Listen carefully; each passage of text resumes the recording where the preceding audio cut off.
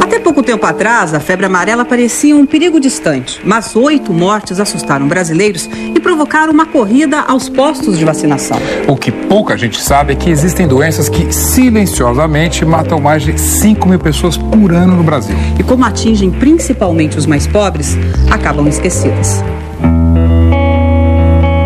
Dona Teresa, em Pernambuco. Valdeniza, grávida, no Amazonas. Respira fundo. Ana Carolina, numa favela do Rio. Elas estão doentes e suas doenças parecem coisa do passado. Mas 500 mil de brasileiros sofrem de males como a tuberculose, que matava muita gente e ainda mata. Todo ano, 1,5 milhão de vítimas no mundo inteiro. No Brasil, são 75 mil novos casos, com 5 mil vítimas. Um dos focos da tuberculose, que é transmitida pelo ar, está em plena cidade do Rio de Janeiro. A Rocinha. Aqui surgem, em média, 50 novos casos de tuberculose todo mês. Todo dia a gente tem informação de novos casos. A gente tem a infeliz notícia de que, mesmo tendo cura, a tuberculose levou mais um vizinho, um amigo, um parente nosso. Não existe uma vacina totalmente eficaz para a tuberculose, doença de Ana Carolina. Para a malária de Valdeniza, não existe vacina alguma. O mesmo para a doença de Chagas, de Dona Teresa. Elas são doenças da pobreza, literalmente. Então elas dependem de fatores como saneamento, como boa alimentação, como acesso à informação. Os casos estão aí, na periferia das grandes cidades ou nas regiões mais remotas do país, como este lugar que a gente veio conhecer.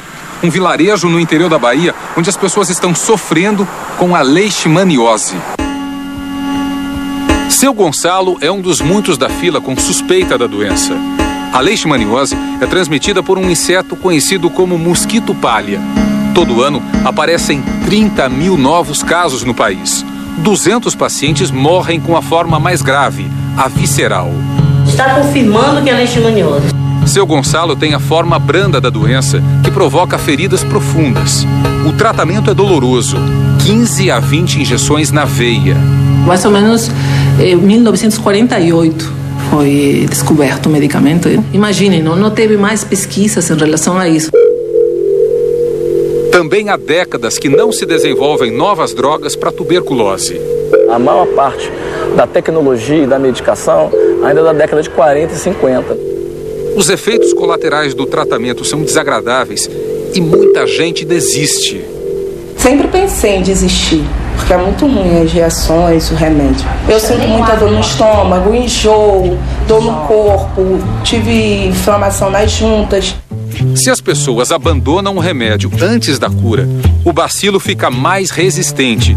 É isso que está criando uma superbactéria. Uma doença de países pobres, associada a grupos empobrecidos, desfavorecidos. O mapa mostra que, de fato, essas doenças se concentram nos países pobres ou em desenvolvimento. São exemplos do que se chama de doença negligenciada.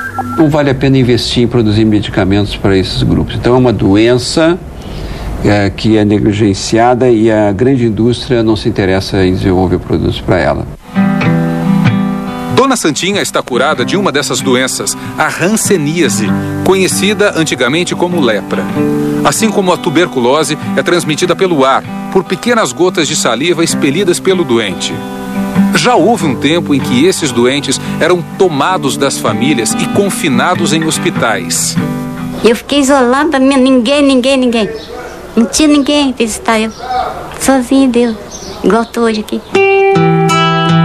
Como milhares de outros ex-pacientes, Dona Santinha nunca mais conseguiu voltar para casa. Ela hoje vive no antigo hospital. O Brasil hoje é o primeiro lugar do mundo em índice de hanseníase. São 47 mil novos casos por ano. Outro número alarmante, 3 milhões de doentes crônicos de Chagas. A doença é adquirida pelo contato com as fezes do barbeiro, inseto que vive em casas de pau a pique. Eu sempre morei em casa de barro, Dona Teresa não se esquece dos sintomas. Aquela gastura nas pernas, dor nos braços, dor nas pernas, dor no estômago. Senti o coração acelerado. É a falta de condições de habitação, tá certo? É o desmatamento que tira o inseto transmissor do seu habitat natural. Quanto mais se desmata, mais o homem entra em contato com outro inseto, o mosquito Anófeles, transmissor da malária. Valdenisa corre o risco de perder o bebê no 6º mês da gestação. O filho também está doente. Às vezes não passa nem um mês, está com malária de novo. São 485 mil novos casos de malária e 100 mortes por ano, só no Brasil. É a culpa também dos governos que não estabeleceram outro mecanismo de incentivo para desenvolver as ferramentas que a gente precisa, né?